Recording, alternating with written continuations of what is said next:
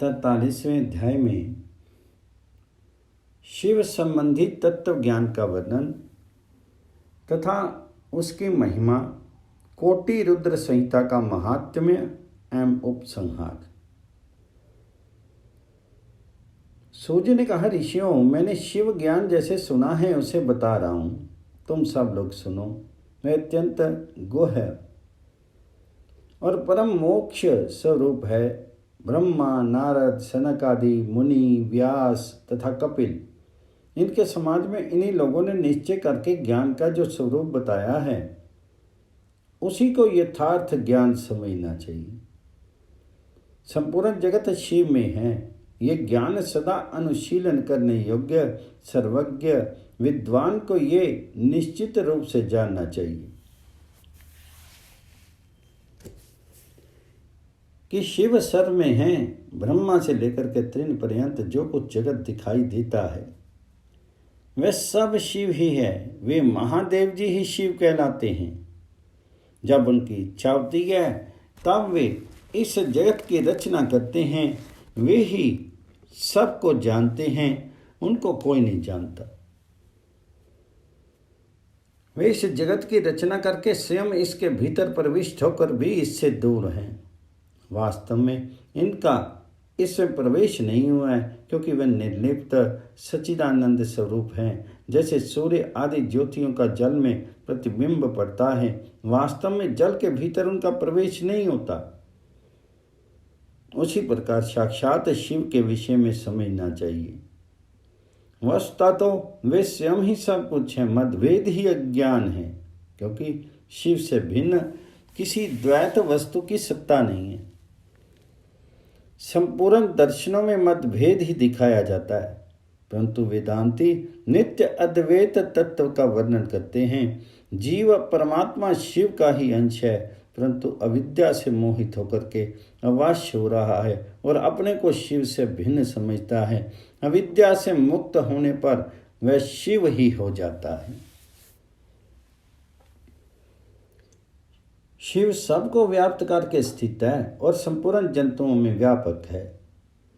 वे जड़ और चेतन सबके ईश्वर होकर स्वयं ही सबका कल्याण करते हैं। जो विद्वान पुरुष वेदांत मार्ग का आश्रय लेकर के उनके साक्षात्कार के लिए साधना करता है उसे वह साक्षात्कार रूप फल अवश्य प्राप्त होता है।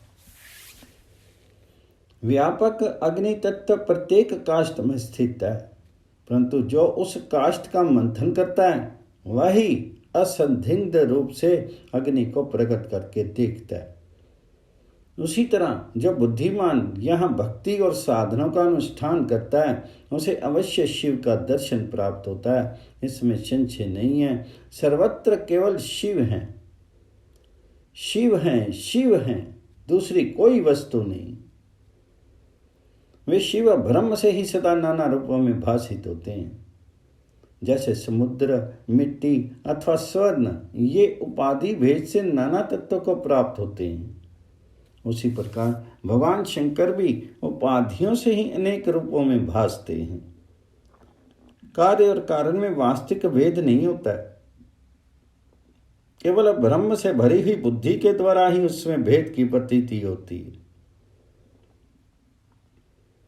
ब्रह्म दूर होते ही भेद बुद्धि का नाश हो जाता है। जब बीज से अंकुर उत्पन्न होता है तब वह नाना तत्वों को प्रकट करता है, फिर अंत में वह बीज रूप में ही स्थित होता है और अंकुर नष्ट हो जाता है। ज्ञानी बीज रूप में ही स्थित है और नाना प्रकार के विकार अंकुर रूप है। उन विकार स्वरूप अंकुरों की निवृत्ति हो जाने पर पुरुष फिर ज्ञानी रूप में ही स्थित होता है। इसमें अन्यथा विचार नहीं करना चाहिए। सब कुछ शिव है और शिव ही सब कुछ है। शिव तथा संपूर्ण जगत में कोई भेद नहीं है। फिर क्यों कोई अनेकता देखता है और क्यों एकता ढूंढता है? जैसे एक ही सूर्य नामक ज्योति जल आदि उपाधियों में विशेष रूप से नाना प्रकार के दिखाई देती है, उसी प्रकार शिव भी है। जैसे आकाश सर्वत्र व्यापक होकर भी स्पर्श आदि बंधन में नहीं आता, उसी प्रकार व्यापक शिव भी कहीं नहीं बनते। अहंकार से युक्त होने के कारण शिव का अंश जीव कहलाता है। उस अहंकार से मुक्त होने पर वह साक्षात शिव ही है। कर्मों के भोग में लिप्त होने के कारण जीव तुच्छ है और निर्लिप्त होने के कारण शिव महान है। जैसे एक ही स्वर्ण आदि चांदी आदि में मिल जाने पर कम कीमत का हो जाता है, उसी प्रकार अहंकार युक्त जीव अपना महत्व खो बैठता है। जैसे क्षार आदि से शुद्ध किया हुआ उत्तम स्वर्ण आदि पूर्वत बहुमूल्य हो जाता है, उसी प्रकार संस्कार विशेष से शुद्ध होकर के जीव भी शुद्ध हो जाता है। पहले सतगुरु को पाकर के भक्ति भाव से युक्त होकर के शिव बुद्धि से उसका पूजन और स्मरण आदि करें। गुरु में शिव बुद्धि करने से सारे पाप आदि मल शीर से निकल जाते हैं। उस समय अज्ञान नष्ट हो जाता है और मनुष्य ज्ञानवान हो जाता है। उस अवस्था में अहंकार मुक्त निर्मल बुद्धि वाला जीव भगवान शंकर के प्रसाद से पुनः शिव रूप हो जाता है। जैसे दर्पण में अपना रूप दिखाई देता है, उसी तरह उसे सर्वत्र शंभु का साक्षात्कार होने लगता है। वही जीवन मुक्त कहलाता है। शीर गिर जाने पर वह जीवन मुक्त ज्ञानी शिव में मिल जाता है। शीर प्रारब्ध के अधीन है। जो उस देह के अभिमान से रहित है उसे ज्ञानी माना गया है। जो शुभ वस्तु को पाकर के हर्ष से खिन्न नहीं उठता, अशुभ को पाकर के क्रोध या शोक नहीं करता तथा सुख दुख आदि सभी द्वंद्वों में समभाव रखता है, वह ज्ञानवान कहलाता है।